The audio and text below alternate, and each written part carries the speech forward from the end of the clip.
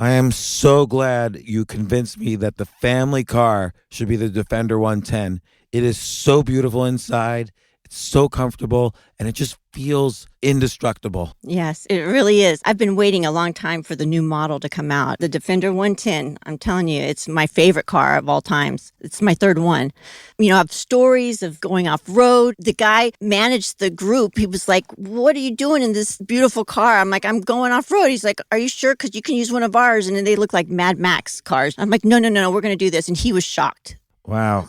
Well, it's great because the Defender has been reimagined for 21st century adventure, and its unparalleled off-road ability as well as its robust interior are invaluable whether you're headed towards uncharted territory or just a weekend of exploration. The Defender 110 tackles challenging surroundings with absolute confidence. The SUV conveys strength outside and in, featuring peerless technology like an intuitive driver display and an award-winning infotainment system. That's my favorite part, to keep you connected no matter where the journey takes you.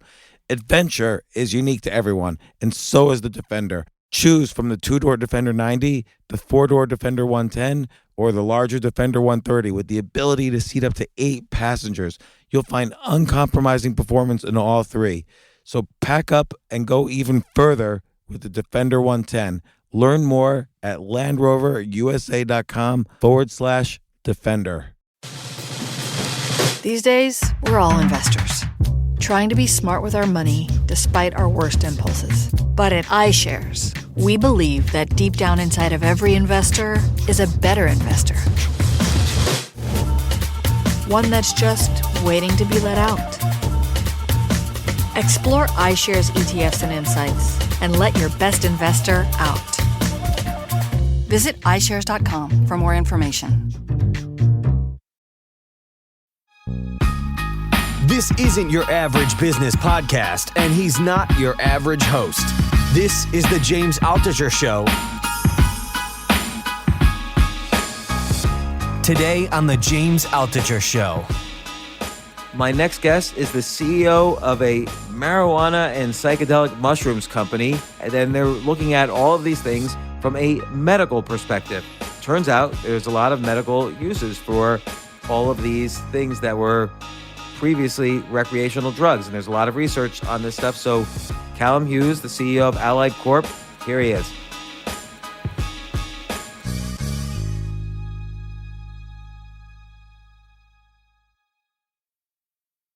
Okay, Jay, start the recording. This is good. So, okay, what's the suicide rate in the U.S.? So I know among veterans, it's 22 veterans a day commit suicide.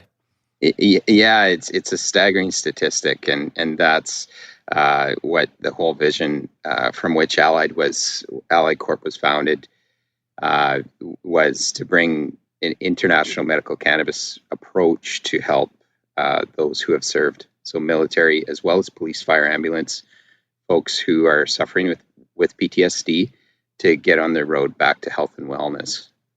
So it's this story is much more than you and I just talking here on this podcast. There's a national epidemic that I'm trying to raise awareness to, as well as how Allied works into that supply chain in terms of our Colombia production, United States, imminent legalization, and all of the people who have served who are suffering with post-traumatic stress. And so I know the statistic for veterans, but let me ask you a couple of statistics questions first. Like, Sure. How serious is the problem of suicide in the sense that how many people a day commit suicide? And I know it's risen during these hard economic lockdowns and so on. Mm-hmm. Yeah, really good question. I mean, suicide is one talking topic, but let's talk about trauma. 76% of Canadians suffer a traumatic event in their life, and that's what my whole doctorate degree is centered around, is helping a holistic approach to trauma survivors. What is a traumatic event? Traumatic event could be sexual violence. It could be assault. It could be witness of traumatic experience, i.e., car accidents, traumatic death, etc. Whereas, you can look to other countries as well, such as Colombia, and that's what first brought myself and Allied's chief operating officer to Colombia, was to talk to their sergeant in charge of police about what we were doing in Canada for trauma care for military veterans. And in Colombia, it was much more of a cumulative buildup of death by 1,000 cuts, where it's this quiet micro trauma event and environment where it builds up to, an experiential condition that we call PTSD. Beyond PTSD, I would say that simmering or slow boil approach happens very much in the US, where I Mhm. feel people are like simmering with mild depression or anxiety, Mhm. and it's like a frog in a soft boil. It doesn't know Sure. it's in a boil until it's too late to jump out. Yes. And I feel that happens in general. Like, what percentage of Americans do you think? And I'm sorry to be so numbers oriented here, but I'm just Sure. curious because this will lead into our discussion of everything from psychedelics to marijuana to other approaches. But what percentage of the U.S. do you think is depressed or anxiety ridden or has some mental health issue, even a mild one or extreme one? I mean, it likely parallels with the stats that Health Canada has published, and that's a 76% of the general population. That's experiencing trauma now turned to COVID. This has put people in a situation where their lifestyles and normalcy has kind of drastically changed. But the interesting thing is that coincided with the sharp increase in marijuana sales for 2020. Yeah. And so it's interesting to kind of study all of these statistics and what we're doing, as Allied. It's interesting, you can see our public press releases under ALID on the OTC market. That's our ticker, just to throw that out there. And the reason I was interested in talking to you is I would say 5 years ago, maybe I heard a little bit about, not even, but a little bit about cannabis being used, marijuana being used for depression or anxiety or PTSD or whatever. But I didn't know of any Yes. work being done in our research. Now, I would say on a daily basis, and I hear about not Mhm. only marijuana, but now like Mhm. in many states, it's either Mhm. recreationally legal or medically legal, which is interesting. But I'm also Mhm. hearing on a daily basis from friends who are now trying everything from psilocybin, which is mushrooms, to LSD, to MDMA, to Mhm. ketamine. Ketamine is legal medically if you get a prescription for it, and that's an Mhm. extreme, uh, all these things were like party drugs in the 90s, and now they're being, there are medical facilities for ketamine infusion. It used to be called Special K in the 90s, and it's a very popular anesthetic in surgery. If you have surgery and you go under, you're probably using ketamine, but it's like a slow dose. And for when people use it medically for, I guess, depression, it's a slow dosage rather than an extremely fast knock you out dosage. Mhm. But Mhm. I'm hearing it on a daily basis. Like I'm having a dinner with a friend tonight who's going to tell me about her recent experience with psilocybin and Okay. MDMA and other things. And I had dinner last night with someone who I didn't know was even involved in this, but is like a facilitator for these things and is involved. And they both were describing to me all these amazing results that these drugs have, and I don't know anything about it. Hmm. So I was wondering if you could tell me. Yeah, I mean, that parallels a lot of the conversations as well that have hit my radar over the years with our healing retreats. We bring through real people suffering with real trauma through a healing model. And this is what's really brought this to the forefront within Allied. I'll bring you back. I mean, to current state, 36 states legal medical for cannabis, 14 recreational adult use. And so that starts with current state. Now, let me bring you back to 2002. Our chief operating officer returned from Afghanistan, serving in the Canadian force, Canadian military, and really realized that a lot of his peer cohort were suffering with trauma, and some of his dear close friends actually ended up taking their own lives. Mm. Flash forward, Canada started to give access to medical patients for trauma reasons or medically determined reasons under a corporate physician. And this is cannabis, and then I'll interlay the psilocybin track as well. So over the course of 10 years, developing strain-specific cannabinoid profiles, as well as delving into the terpene molecules, which are the smaller molecules in the cannabis plant, our corporate physician and our chief operating officer specifically developed genetics for trauma and most recently general mental health, being depression Okay, and anxiety. let, Yeah, let me understand that, because please. Yeah. let's say you take marijuana or even medical marijuana. I think of it as it must just be THC, and people try to get a medical license because they want to enjoy legally Hmm. marijuana, Hmm. and they take it and it has the same effect or benefits that it had for them when they were in college taking it or whatever. And Yeah.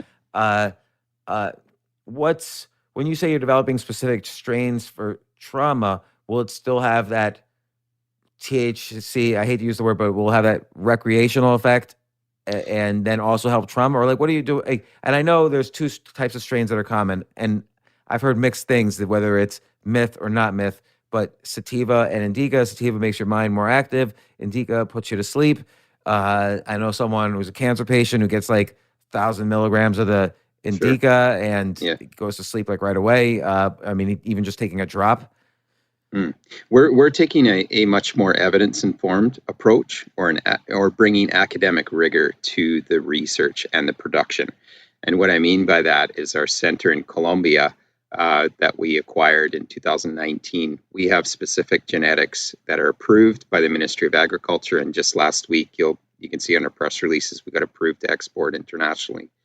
So those genetic profiles, much less just using the term loosely marijuana, we're getting into the medical analysis where there's specific cannabinoid profiles that we've got under provisional patent, and we're bringing into pharmaceutical research track to seek a drug indication, where we've got an agreement with the University of Haifa in Israel, and then an agreement with a contract research organization in Austria with a team of doctors that can seek a pharmaceutical indication. So it's much less about recreational marijuana as this may have been thought about. This is actually examining the medical constituents within these plants for very specific targets within the human brain. So Yeah, what's the difference please. between cannabinoids and like CBD or THC?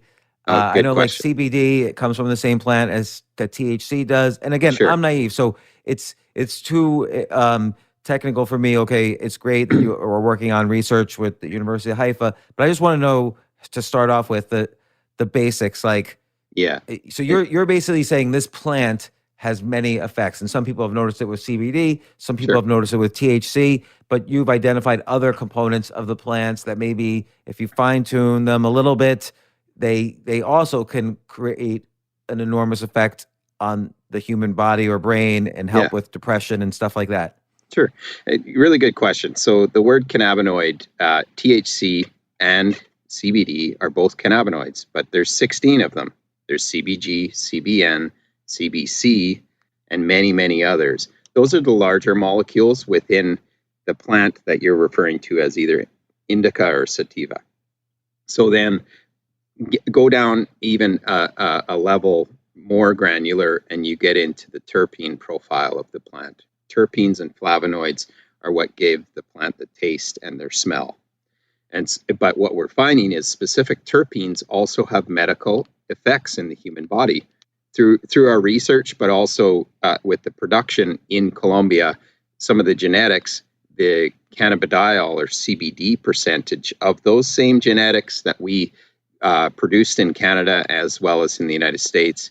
The cannabinoid profile tested out at 18% CBD, whereas grown in Colombia was 26%. The THC profiles were in at 21%, and then in Colombia we're at 29%. Where And so what does Colombia that mean? has, Like in the plant, so yeah, you're saying that, and I didn't even know this. That's how naive I am. this is Indica and great. Yeah, sativa are separate plants, is what yes, you're saying. different strains. Yeah, And so they, in Colombia, they take these plants and make THC products or CBD products or products for you for medical use. Why is it that these, and I guess hemp also must have yeah. THC and CBD in it. I don't know. Hemp has no THC. Hemp has Okay. CBD, and that's nationally legal in the United States currently. Hemp under the Farm Bill 2018, So Allied has brought forth 3 brands where we've got products for sale in the United States with hemp-derived CBD infused in these products. We've got a veterans line called Tactical Relief, a sports line called Equilibrium Bio, where we've got an electrolyte replacement drink with cannabidiol CBD infused into it. And then we've got a line of topicals and lotions, anti-aging serums with CBD infused. So I have a question please. about that, but Yeah. I'm just getting in the basics. So the Columbia operation takes one of these plants, let's say indica or sativa or some combination of them, like Sure. a hybrid, and they want to make a THC product, traditionally called marijuana, but they want to make a THC product like I don't know, to smoke or to eat or whatever. They just take the THC out of the plant, they process the plant and take the THC and they make a gummy bear and send it to a store in Canada or a legal state in the US, and then it's for sale. And it has maybe 100% THC after they're done processing it. And you're looking at not THC or CBD, but some of these other cannabinoids that they process and take that out and give you something that you can experiment with and run trials on for depression and so on, like any medical drug. Why do these two plants, why do cannabinoids, why do so many of the molecules in cannabinoids that are unrelated to each other, why do they all have some sort of beneficial effect? What's special? Well, the research is just starting to prove the efficacy of each different cannabinoid, where CBG has antimicrobial effects on topicals, antibacterial effects. CBN is a really good sleep help. CBD is great anti-inflammatory as well as anti-tumor effects. But there's lots of research out there that points to something called the entourage effect, which needs to have kind of full spectrum extraction. So these cannabinoids working in concert to provide these medical outcomes. It's very interesting what the Colombian environment does to agricultural production, including cannabis. So I'll draw a parallel to coffee, just for the ease of your listeners for understanding. So if you think of coffee production in Colombia, caffeine is a product or an ingredient, it's a naturally occurring constituent in the coffee plant. So if you draw a parallel where there's the cannabis plant and cannabinoids are the naturally occurring ingredient or constituent in that cannabis plant, we extract the medically viable molecules from that cannabis plant and create derivatives that can then be ready for the medical and retail market. So that's kind of a key point where Colombia is 12 hours sunlight, 12 hours dark, which is naturally perfect to help the cannabis plant flower. The sunshine is free. It's one season all year round, and it's 25 degrees, 60 to 80% humidity all year round. And this lets Allied produce consistent supply on a weekly basis.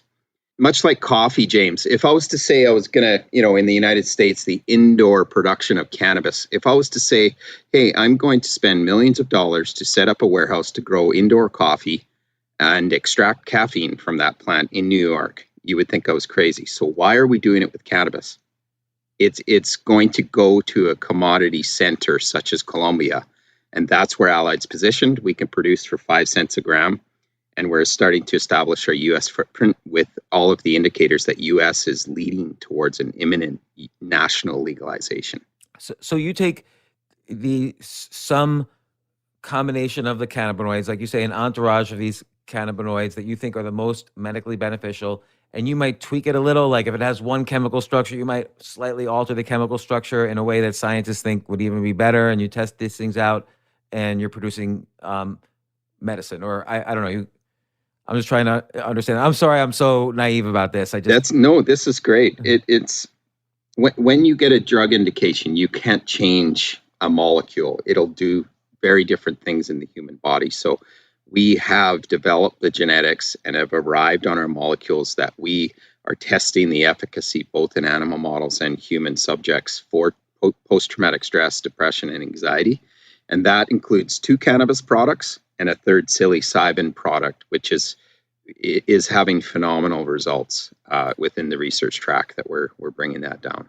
What made you think of doing this? Like, did you notice that, are there studies that show that people who smoke pot have less depression, or like what got you into this? Good question. So back in 2015, a peer military veteran did a demonstration march from Eastern Canada to our nation's capital in Ottawa, and has really leveraged the Veterans Affairs Canada to support cannabis, as well as we've got our Vice President in the United States did a bike ride across the country to bring awareness to this, that this product is having benefit and really helping people recover from trauma and also general depression, anxiety. So this, as well as my doctorate degree, I've always been interested in chronic pain, and that has formed my dissertation topic, which is healing within community, a PTSD full scope medical approach to therapy, where we bring through real people through healing retreats and educate them about their bodies, as well as alternative medicines that can help them heal. So that's the why behind what we're doing. Correct me if I'm wrong. Like in terms of chronic pain, some of it might be because, let's say, if a bone is broken forever, you have chronic pain because it's hitting the nerves and whatever. But other types of chronic pain, it could be because you're so used to the pain, the brain builds more and more kind of solidified pathways focusing on the pain, and that's why the pain becomes chronic, whereas some of these drugs might break away these built neural pathways. So like ketamine, which is described to me as a dissociative experience, just kind of smashes all your neural pathways, and it's almost gives your chronic pain a fresh start to go in a different route. Yeah, and what you're referring to is the parasympathetic nervous system response to a constant stimulus. So if I was to shine a light on your eyes constantly for 20 hours, it would get more and more intense, and it would get more and more painful. That's sensory. This is what pain is. People think it's mechanical, where you pull a muscle and you have pain. Pain is a sensory issue and needs to be treated as such, where the response that your body has to pain and trauma is a constant stimulus to your brain. And same with post-traumatic stress, where you're always hypervigilant, you're always on gear 11 out of 10 on a daily basis. So when a broomstick falls or something, the person's jumping, because they're always in that heightened state. Whereas cannabidiol or CBD and many of the products that Allied has developed, it settles nervous system first, as well as the therapeutic activities, so that you create this capacity for people to handle or intake extra stimuli, instead of always just being at the top of their acceptance range and not being able to deal with extra stimuli, if that makes sense. But you hit the nail on the head, where what you were referring to was a parasympathetic nervous system response to chronic pain, and it's the same as trauma. So that's very cool. And why have these things been ever illegal? Like, why is CBG or CBN or some combination of these, why are those illegal? Like, I get it. Like, I don't know. I don't even get it why marijuana was illegal, but alcohol was not illegal, since alcohol seems to have no positive benefits, whereas it's becoming obvious that THC has, or and all these cannabinoids have it seems like they have nonstop benefits. Yeah. But, and no one dies of a marijuana overdose, and people die of alcoholism. So why was this ever illegal? And again, this is a more historical question than medical, but it's a philosophical debate why hemp was first made illegal, but they started putting it into the roads, into pavement, as well as into paper, and that really threatened big national business. And that's likely one of the reasons why they outlawed it. And then that made its way where cannabis plant and hemp and the rest was just maintained to be an illegal substance. And also on a national basis, that handcuffed researchers like myself, and also scientists, to conduct research in a university-controlled environment. I know anecdotally that people who consumed marijuana, or, the Rick Simpson approach to cancer therapy. I know lots of families were using cannabidiol or CBD for their children's epilepsy events. Really? And so this is what led up to the legalization, where a company called GW Pharmaceuticals from the UK did the medical testing like Allied is doing on pharmaceutical products, did the genetics development, and they got a breakthrough indication in the United States for a drug called Epidiolex. Guess what Epidiolex is? It sounds nothing like marijuana. It's CBD, man. It's just CBD. Just pure CBD, nothing else. And this has brought children's epilepsy episodes from 200 to 2 on a daily basis. So I took CBD for a while. Like people Sure. said it would help me in some ways. I forget how it was recommended to me. Oh, you know what? The guy who won the Tour de France in 2006, Floyd, Jay would remember. Anyway, he was the one who exposed Lance Armstrong as using steroids and stuff. But now his full-time job is he sells CBD tablets. Okay. So I was trying them, and he said it's great. He said it solved all his pain issues because he had, as an athlete, he had a lot of constant pain. Yeah. So at first he got addicted to painkillers. Then he was taking a lot of marijuana. Now he doesn't do any of that. He just does CBD. So I took some CBD, but I don't have chronic pain and I don't have sleeping troubles. It didn't really, I didn't notice any effect. I wonder what therapeutic dosage you were taking. And this is a key point because, like if you took 1/10 of an aspirin, you probably wouldn't feel it either. Yeah. So you have to take a therapeutic dose in the human body to reach this, they call it a titration level, where you actually see a response in your body, right? So this is why academic research and genetics development is needed, as well as companies that take safety seriously are needed in this industry. I mean, the industry, especially in the United States, let's talk that for a second. I mean, the 2020 sales, they hit over 17.5 billion, and the estimated market is 100 billion. For what? For all marijuana? Cannabis products? Yes. And so think about the economic impact that U.S. legalization is going to have. And Allied is positioned to be right in that market. I mean, Colorado alone, 26% increase in 2020, $2.2 billion market in that state alone. Oregon, 29% increase, 1.1 billion. California, the largest, 3.5 billion. And Nevada, which is where Allied is establishing our U.S. footprint, we're approaching $1 billion market just in that state. So, it's really moving towards a large industry that pharma is very interested in because of the medical benefits that this product offers. And then moving towards,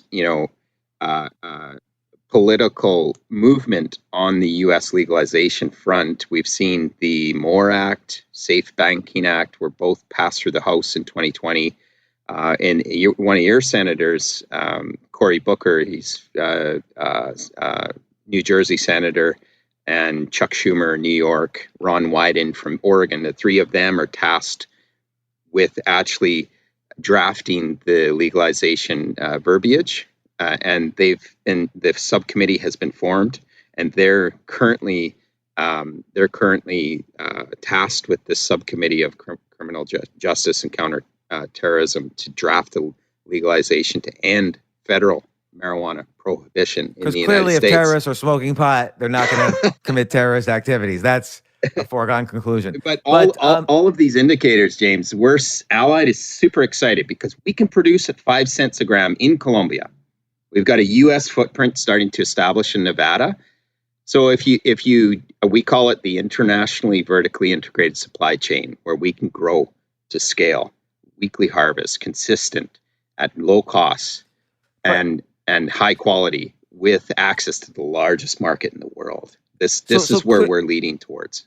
Clearly, marijuana or all the cannabinoids are going to be legal ultimately. I mean, the trend is very, very clear on that's Yes. going to happen. Now, Yes. if this the first drug that released for epilepsy if it's just CBD, is there a point to doing the scientific trials? I guess there's a point of doing scientific trials to make sure it's just not a myth that it helps epilepsy. They've proven there's No, a you difference. have to for safety, because any drug that that it is not put through the academic rigor could be harmful, right? So you have to.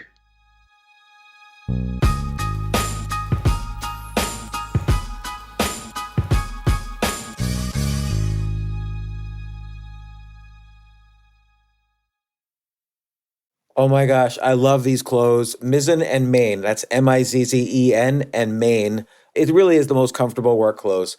Travel clothes. I had to travel this whole week. I'm traveling for a week and a half, and I just took Mizzen and Main clothes with me. Close out 2023 in style with comfortable, breathable, packable, and machine washable pieces from Mizzen and Main. As you wrap up your year-end goals, enjoy a Mizzen and Main dress shirt that you can wear confidently. I like that they've very just nice, solid colors. I don't really like to get all fancy in patterns and everything, although they do have some pattern shirts, but very comfortable clothes, stretchable pants. It's just super comfortable, but they look professional and you can wear them casually or professionally. I like some of their flannel shirts or untuck shirts. I love untuck. I never tuck in. So again, whether you're shopping for a special someone or giving yourself the gift you really want, I just buy myself gifts.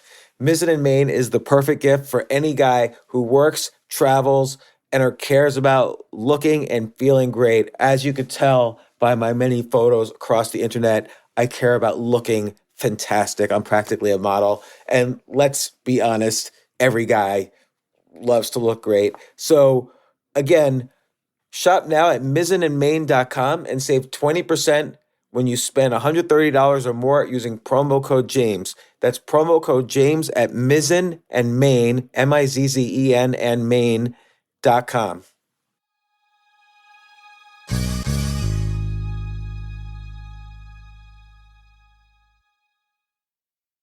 You know what I love about fantasy sports is that even though I'm not going to be a great basketball player or a baseball player or a football player or whatever, I feel like I get to participate and make decisions and use my knowledge of these different leagues or these different sports to compete.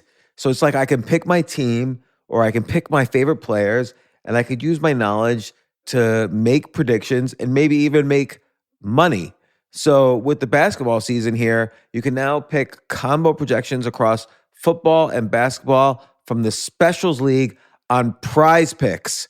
This is a league created specifically for combo projections that include two or more players from different sports or leagues.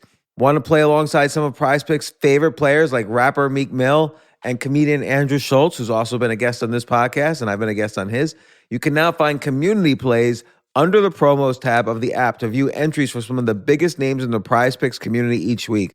Look, Prize Picks even offers a reboot policy so that your entries stay in play even if one of your players gets injured. For football and basketball games, if you have a player who exits the game in the first half and does not return in the second, that player is rebooted. Prize Picks is the only daily fantasy sports platform with an injury insurance policy. What? So I love playing it. I love anywhere where I can use analytical ability with my interests to demonstrate some skill and maybe make some money. And I like the game-like aspect. I do wish they had chess as a category on prizepicks.com, but I'll settle for what they've got. Maybe I should make my own fantasy chess league. But in any case, I love Prize Picks. Go to prizepicks.com/James. Use code James for a first deposit match up to $100. That's the easiest $100 you're ever going to make. So that's prizepicks.com/James and use code James. Daily fantasy sports made easy.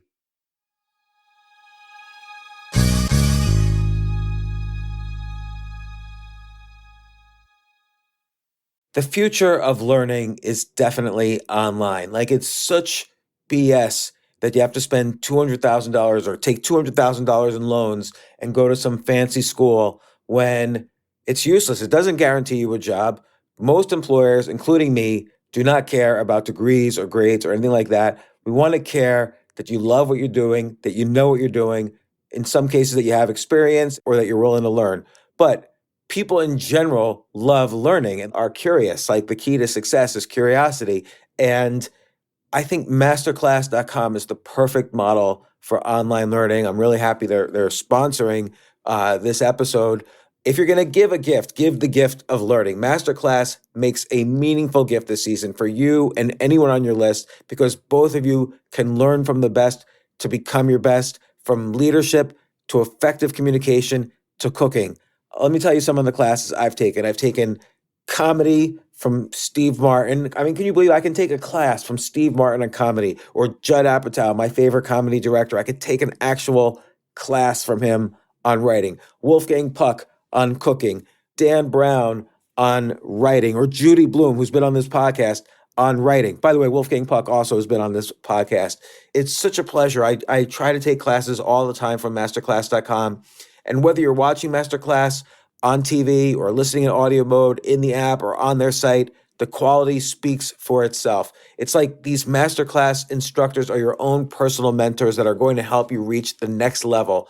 How much would it cost to take one-on-one classes on comedy from Steve Martin, or on chess from Gary Kasparov? You just wouldn't be able to do it. But it would cost hundreds of thousands of dollars. With a Masterclass annual membership, it's $10 a month. Memberships start at $120 a year for unlimited access to one-on-one classes with all 180 plus Masterclass instructors. So it's not just $120 for one instructor. You get all 180 plus Masterclass instructors.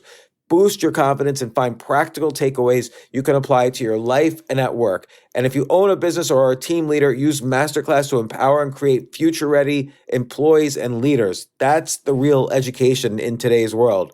So this holiday season, you can give one annual membership and get one free at masterclass.com/JAS. JAS, of course, stands for the James Altucher Show. So right now you can get two memberships for the price of one at masterclass.com/JAS. Masterclass.com/JAS. Offer terms apply.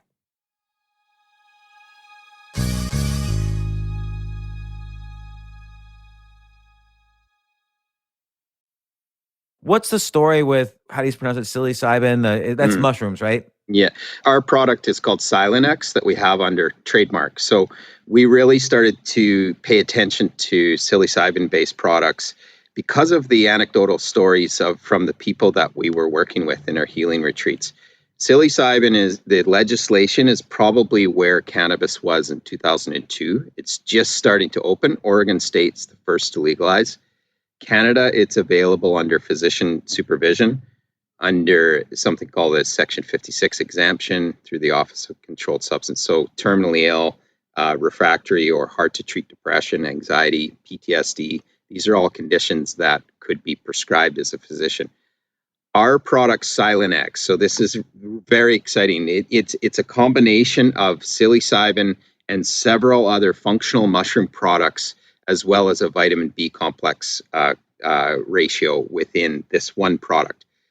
Now, our novel approach to treatment from a pharmaceutical standpoint is a 60-day treatment period where a patient is prescribed Silenex, and we have a novel treatment on, treatment off ratio so that the person's body doesn't downregulate and become less sensitive to the psilocybin product. So Silenex RX, 60 days. Then what our doctors are recommending is that they go on a Silenex daily, which is our cannabinoid specific proprietary formula, and we're finding that the results are sustained by the Silenex daily. So you have the Silenex RX as a 60-day treatment regime, and then followed by Silenex daily cannabinoid consumable oral administrated. The daily one doesn't have the psilocybin? No. Okay, but the one that gets you started has the psilocybin, and then Correct. The daily maintains the results. Now, the psilocybin product, it is non-psychotropic, so I have to be clear that this isn't a product that sends you on a mind trip. This is a very micro dose that has the medical benefit in the human brain. You don't even feel fuzzy in the brain when you're taking this. It's a very much a pharmaceutical product that's controlled, tested, and fortified by the academic rigor within the science community.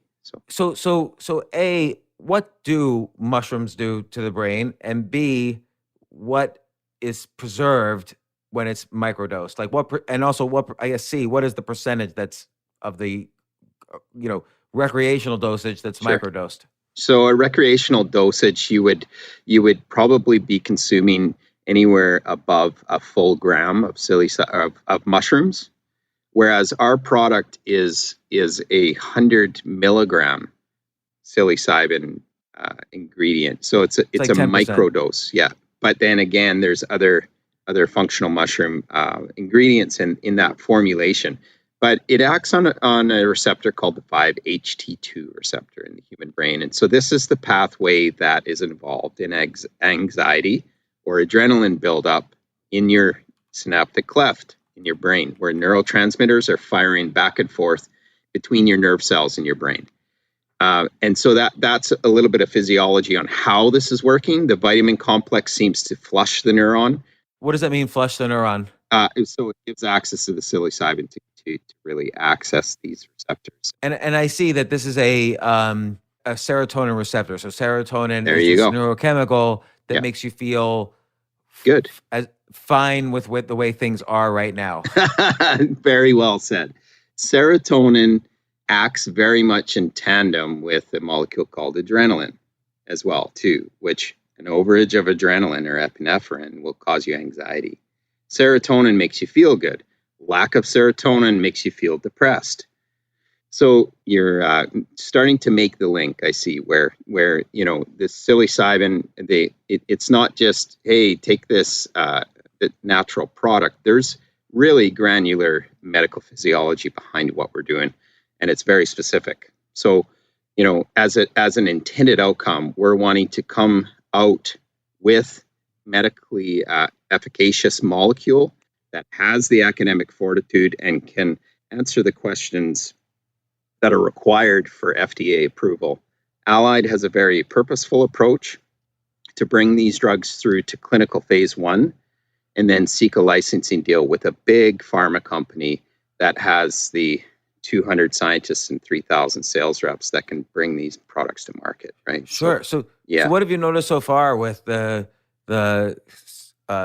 original dosage of Silenex, which includes the 10% of the regular dosage of mushrooms? What have you noticed so far in patients, like before and after? Well, I can just speak to case study evidence of people who consumed them. One individual was on sleeping pill, an SSRI, which is the first line of indicated drug for depression, selective serotonin reuptake inhibitor. It just stops your serotonin from being taken up. So I call it these folks that are on a polypharmacy. They've got a line of pill bottles on their counters. This individual was able to flush those and has not gone back to them. This is a key point that that improvement has been sustained. So, it's very, very exciting to see, drugs like oxycodone, which is a prescribed pain drug that has been very, very addictive to the general population and has caused all kinds of other manifestations of extra mental health. Sure. So when there's substitutes for national level drugs like that coming out again with the safety and the academic rigor behind them, it's extremely exciting. And Allied is right in the middle of all of this with our production center in Colombia. Our U.S. footprint is getting established in the state of Nevada, as well as the pharmaceutical research is happening in Europe. So, that's all of the kind of verticals within Allied Corp. So, I'm trying to figure out, like, with the microdosing of psilocybin, what happens? So that's different from other serotonin-based antidepressant medicines. These SSRIs, like, I don't know what an example is. Like, Effexor is probably the industry leader with SSRIs, where it just basically blocks the serotonin receptor, and then serotonin is left in the synaptic cleft. So 5-HT2 acts within that depression pathway as well as adrenaline. And we're just figuring out exactly what the physiology is around. And that's the purpose of the academic research, right, is to really pinpoint the receptor and the molecule that's showing this medical benefit. Because most drug indications, it does start with anecdotal evidence, case study evidence, physicians reporting positive outcomes, which has happened with cannabis and now psilocybin. And now we're getting the organic chemists and our best scientists in Allied to actually examine the efficacy of our products in a controlled environment and academically sanctioned situation. Now, if you made a chemical that was functionally similar to psilocybin, would it be legal even though it was similar and had similar effects? Good question. Yes. So to make a similar molecule doesn't mean it'll have the same effect in the human body. You couldn't just come out and say, I've got this molecule that's almost the same as something like that stops your vagus nerve, like Gravol. They can do two totally different things. And I'll give you an example. In the 60s and 70s, women who were pregnant were suffering morning sickness. So there was a product that came out called thalidomide. And thalidomide, another company came out, and they thought that they had the same molecule. But under a microscope, it was the mirror image of that molecule. It's called an enantiomer. And so they both looked like the same molecule, but they were the mirror image of each other. One product worked for morning sickness. The other one developed appendages that were cut off in the children when they were born. Yeah. And so you see the thalidomide babies as adults, older adults now. And that was the reason for that, because the company came out with what they thought to be thalidomide. It was sort of the same, but it didn't work. So that, I hope that answers your question, where you can't just think that because something is organically structured the same way, that it'll do the same thing to your body. It has to be put through the academic rigor in order to be tested and then released. But when you say you have a proprietary formula on these cannabinoids or on psilocybin, so you've removed the kind of, I don't, what do you call it when a drug causes hallucinations? Psychotropic, Yeah. So it doesn't have the psychotropic features. Yeah. What are you doing to alter the formula? Well, we've done years of research from an organic chemistry perspective, and made that formulation a proprietary secret of the company until we can get that drug indication. So, does that answer your question? I think so, but I guess I don't know the mechanism of, like, you're not making a new molecule, but what are you doing? Yes, we are actually seeking a new molecule in one of our products. Yeah, and we've got all three of them under provisional patent, meaning that this information is protected for 12 months until we get and that allows us the year to get through our clinical trials, get the drug indication, and then we come out with all of the information, right? And so if psilocybin works, which is, people know it as mushrooms, what about other psychotropics like LSD? So I've heard about people using LSD. I've heard about people using MDMA. A lot of people say MDMA, I don't know if they're microdosing or taking a full dose, has changed their life when done in therapeutic environments. I've even heard about, people going on trips to take ayahuasca, which I guess is a kind of psychotropic.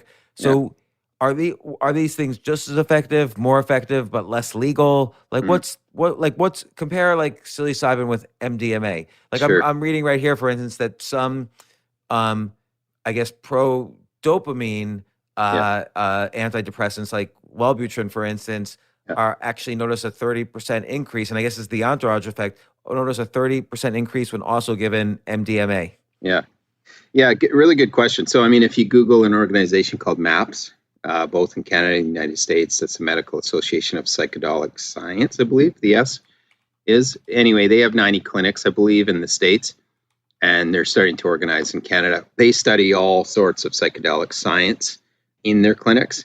In Canada, there was a large grant given by Veterans Affairs for the Legion in a city in Vancouver, $312 million to create a center of excellence for research within veterans for PTSD and to study cannabis psychedelic science in a controlled research environment. So it's just starting to really, the awareness is really just starting to come to the forefront in terms of the benefit of these products, and so that's why it's kind of opened the door to companies to come forth with products and then bring them to the research track. Yeah. So like what what do you think are some of the possible benefits, or what could you like? So LSD, for instance, was developed as an alternative, or an artificial chemical similar to mushrooms. It's like a chemical version of mushrooms, from what I understand. So do you think LSD might be used medically at some point? And I don't know how MDMA is made or why it was made, but do you think that one? These are the ones I hear the most about. And then I hear about ketamine, which is, again, legal through prescription. Yeah.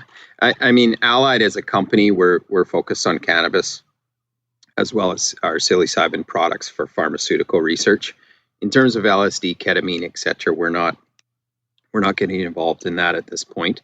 But in terms of the research community in general, I don't know. They're starting to open doors for research and whatnot. But it's very early days to really definitively tell results of those two products. But Allied, again, we're centered on large-scale production in Colombia, U.S. footprint with imminent U.S. legalization, and then also the psilocybin and cannabis products within pharmaceutical development. Yeah, it's very interesting. Like, again, I see just, and you mentioned Allied frequently. You're public in Canada, or you're public in the US? We're public on the OTC under ALID. ALID. I'm going to take a look right now. Yeah. Thanks for bearing with me while I research while you're talking, just so I want to understand. No problem. Okay, yeah, you have a decent market cap. You're like legit company here. Yeah, thank you. It's exciting. But you're like a biotech, because you're still going through the research phase, so there's no revenues yet. Yeah, we've just been approved to export to 2 international markets. So we've got, and in Colombia, it's not like you get a license and you can begin growing and selling the next day. You have to register all of your genetics.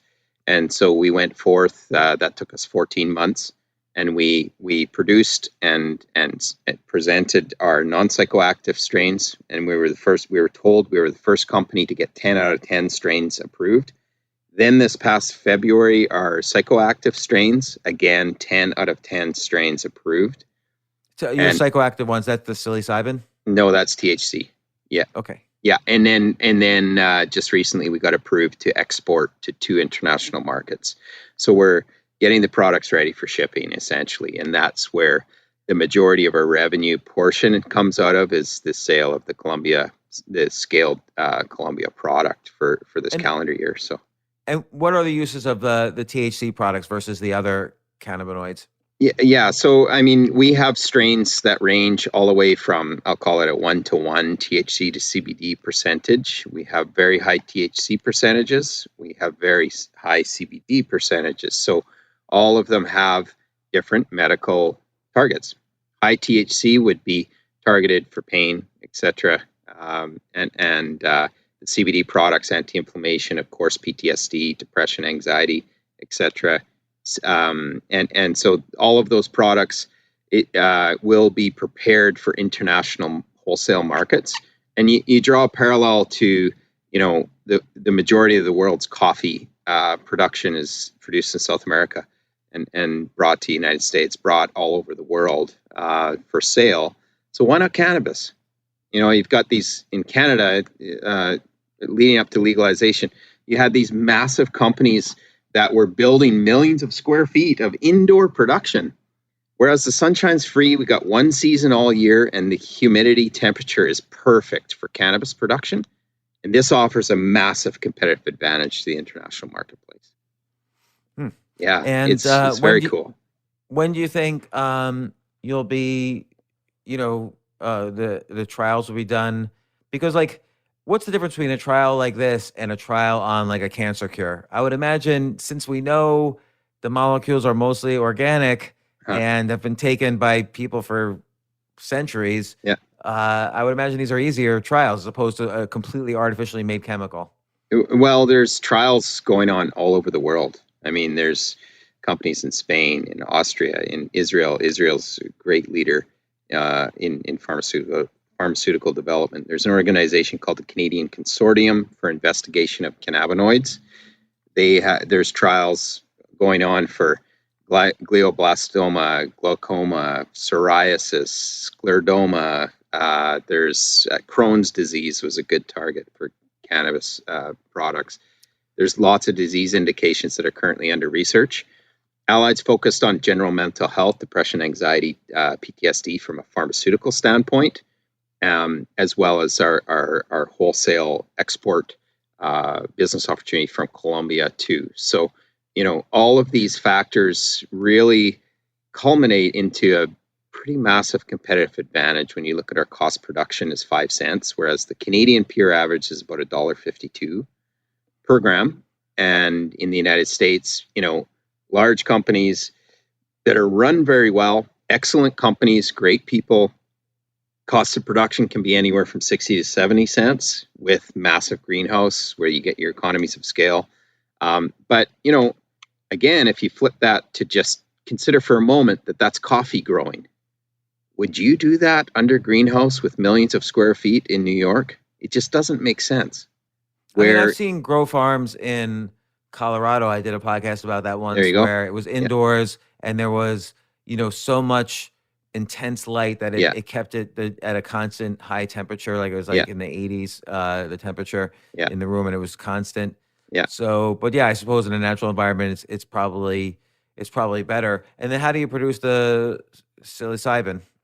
Psilocybin is has to be produced under a company that has the licensing to do that. So in Canada, they're called the Drug Establishment License or a pharmacy compounding license that has the clearance to be able to produce and extract psilocybin and compound those. So we're for our patients, we're just in end stage discussions on a contract manufacturer for Silenex RX. In the United States, it's not legal for production for psilocybin products yet. Oregon State just legalized, but that doesn't mean that, hey, the floodgates are open, go and produce. Last December, they put a call for experts to join their general advisory committee that is going to guide the license application process and the rollout of all of this new legislation. So we're early days on production, James, for psilocybin, both in the United States and Canada. Canada, it's very controlled, much like kind of like a pharmacy environment, a pharmacy compounding environment. In the United States, I'm not aware of any place that you can legally cultivate or produce mushrooms for psilocybin. It's all controlled. So is it like a circle? Like, how do you do trials if you can't legally? Well, you can get clearance to do clinical trials for any substance. Scientists research all kinds of substances, controlled or otherwise, and that's how medical benefit gets proven, right?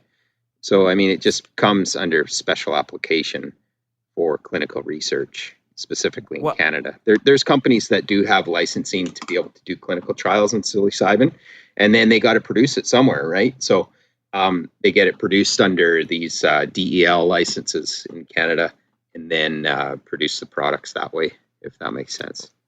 Why do you think for any of these drugs, whether it's THC or psilocybin or LSD or whatever, why do you think the activation of this serotonin receptor creates, when there's a high enough dose, creates hallucinations? Yeah, well, the human body is an amazing thing. And I mean, different dosages of vitamin B will do different things to your body, or any vitamins for that matter. So, fat soluble vitamins, which are on a consumable basis on the FDA recommended dosages, are very healthy. But if you take too much, you can get vitamin E, vitamin D toxicity, right? So any molecule that you're entering into the human body, if you take too much, it can be harmful. and so the psychotropic effect of psilocybin is just how the brain's reaction to that level of medicine that you're consuming. So it's almost like a negative reaction, it sounds like. Well, I mean, some people enjoy that, perhaps. I don't know. But it's a reaction, and the human body will react to different levels of consumables, whether it be psilocybin or otherwise, right?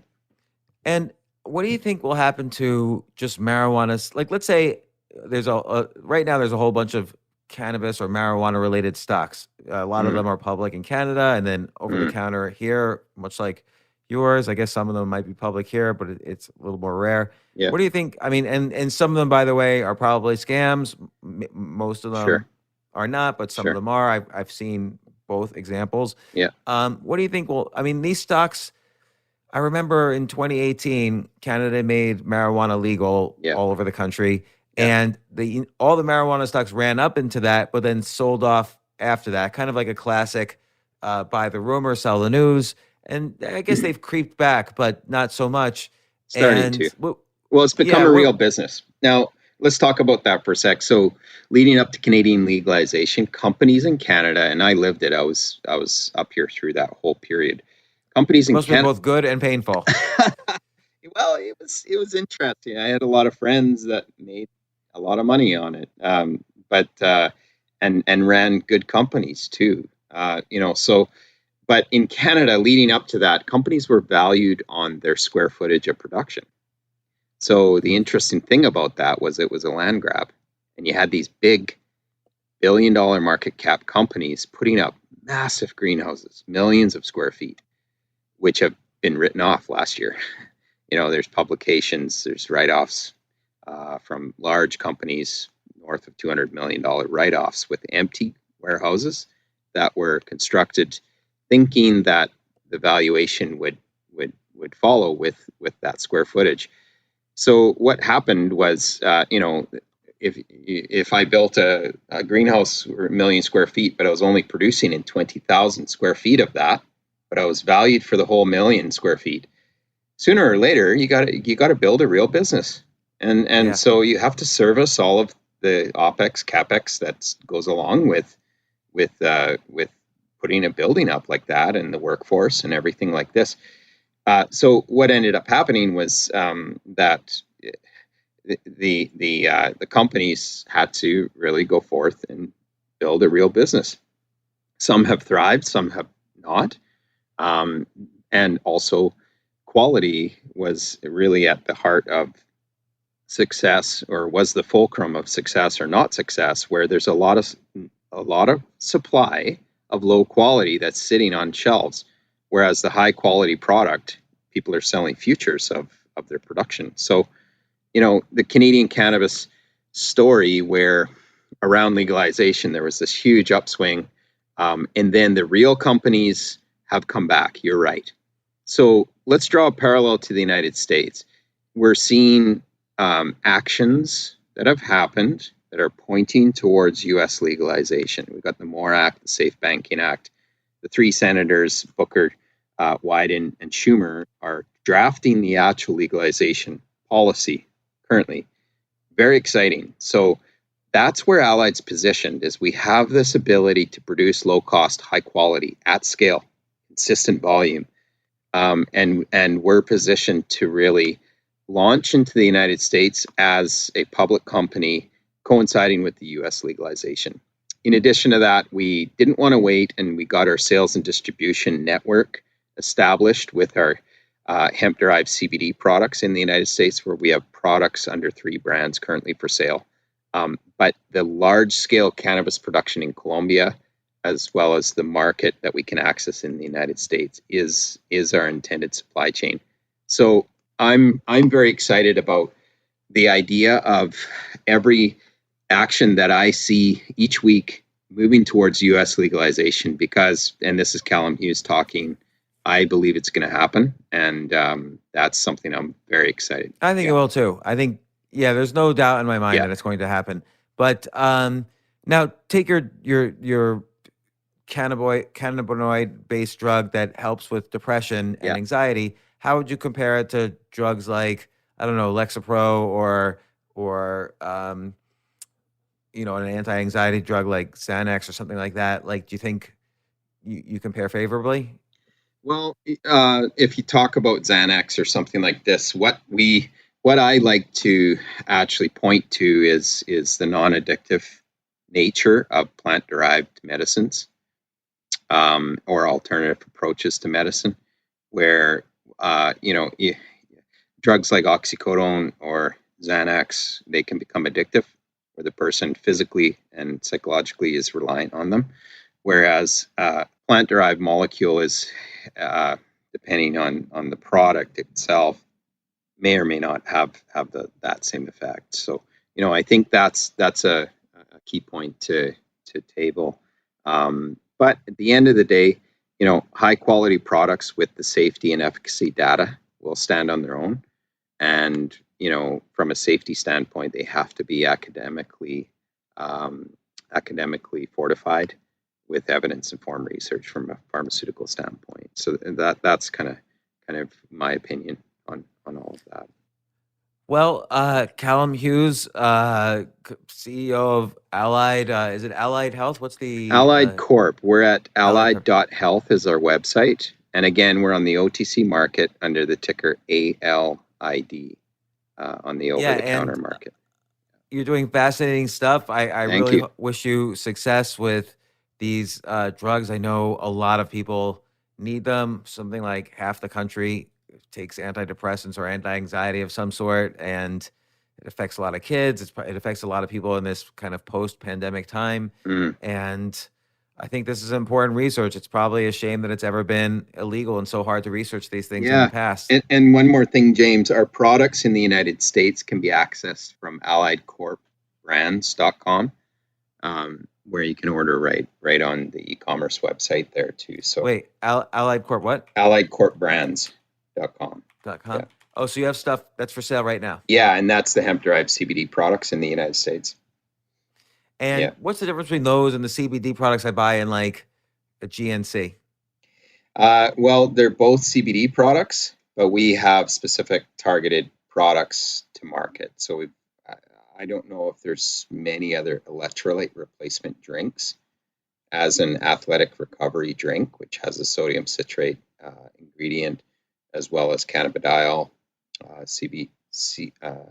cannabidiol, and the other ingredients within the products.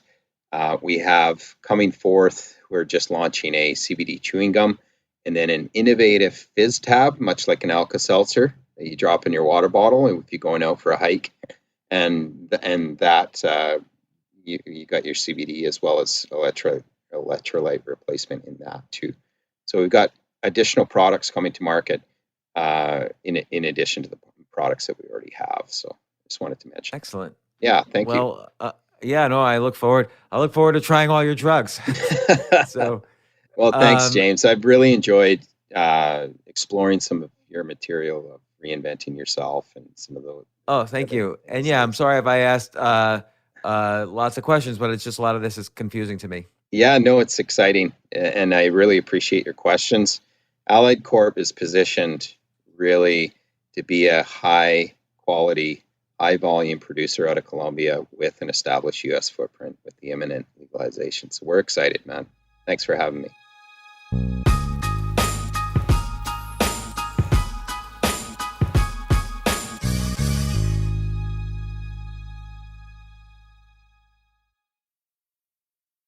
Hey, Brad, you know how Nationwide is more than an insurance company? Yeah, they're one of America's largest financial services companies. We get that in a song like Business Life Retirement. Or Nationwide's there to protect. I'm kind of the jingle guy. Not sure I agree with that. Well, I'm not sure I like your hat. Well, it would never fit on you. Products issued by Nationwide Life Insurance Company or Nationwide Life and Annuity Insurance Company. The general distributor for variable products is Nationwide Investment Services Corporation, member FINRA, Columbus, Ohio.